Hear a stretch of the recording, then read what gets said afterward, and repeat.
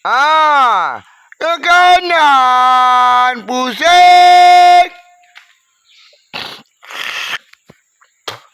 Alhamdulillah. Anak kau mana? Anak kau mana? Ni tambi cai 2. Dia tambi cai 2. Dia ada pun tambi juga. Dia ada apa benda? Shinobi punya tu. Ni apa dia? Shizuku. Shizu aku. Apa benda? Shinobi punya. Ada Shinobi punya ni. Ni unit Shinobi punya. Yang mana kerajaan Jepun yang ada unit-unit Shinobi tu. Kan? Unit polis Shinobi Jepun tu. Kan? Unit ninja tu. Kita perlukan kepakaran digital. Kan?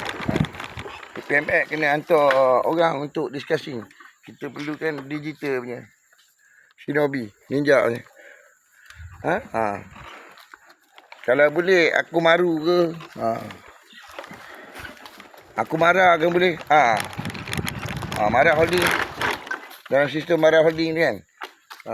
Kena dia tu. Unit generator. Kalau unit generator yang lama tu karuk. Dia terlibat dengan scammer tu. Dia scammer guna parti heroin ke guna parti sabu tu dia tak tahu. Kebanyakan lah. Kan? Dia kena buat gitu. Apa dia? Kena buat pengesanan unit scammer. Air. Pakai strik ke. Dia sintetik ke. Fotosintesis ke kita tak tahu. Dia gunakan fotosintesis sintetik ke. Dia guna volume pack ke. Dia pakai liquid paper ke. Liquid carbohydrate ke.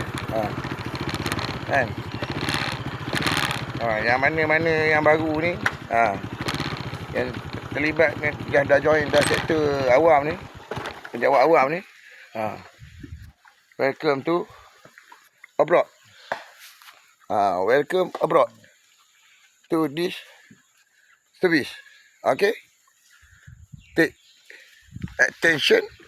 Give attention. And you need a permission. When they say permission is granted. Bagi minta geran tanah, geran lori, geran kereta, geran motor. Okay?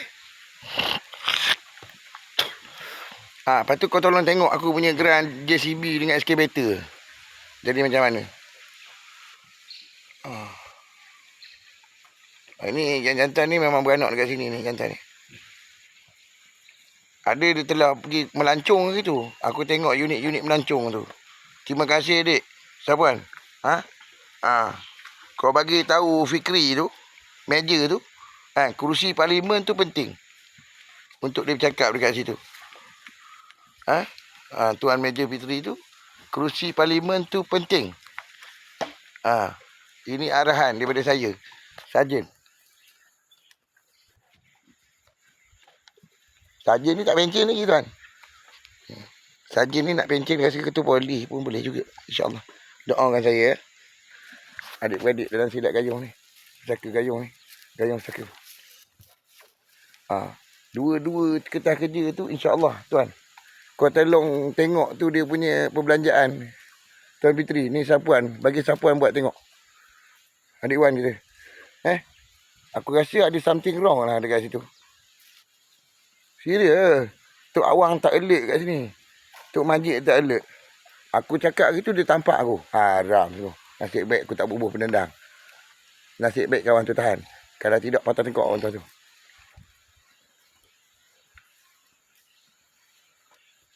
Aku kena lambung pasal apa tak tahu. Hantarnya Tok Awang dia cakap macam mana? Tok Majid dia kata kita tak tahu. Dia pakai awang sulung meletup jahanam kita. Pindah alam aku cakap. Tu Tok Wan. Hang ni pelik-pelik. Depa duk kanikan aku pasal apa? Okey?